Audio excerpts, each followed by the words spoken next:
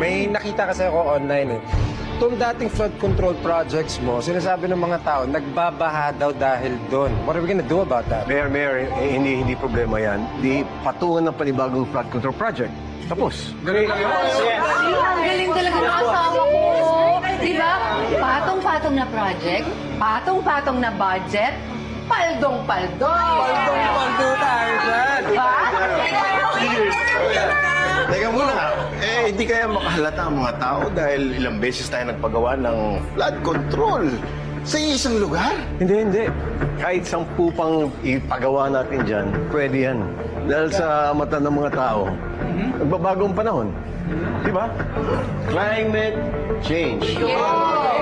Sinasaka ito hindi tayo masisisi ng mga tao kahit paulit-ulit yung flood control natin dyan. Pag meron na complain, madali lang yan. Ibalik natin sisakan ng mga tao. Pero sila nagtatapon ng basura eh. Tama. Bakit nagbaba? Basura. Walang disiplina. Pakyawin na natin to. Siyempre. Hindi. Meron akong bagong strategy eh.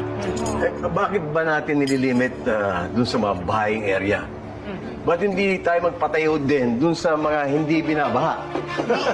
Bakit nga, boss? Kapag umulan ng matindi at hindi binaha yung project natin, edi sa mata ng tao, effective yung project.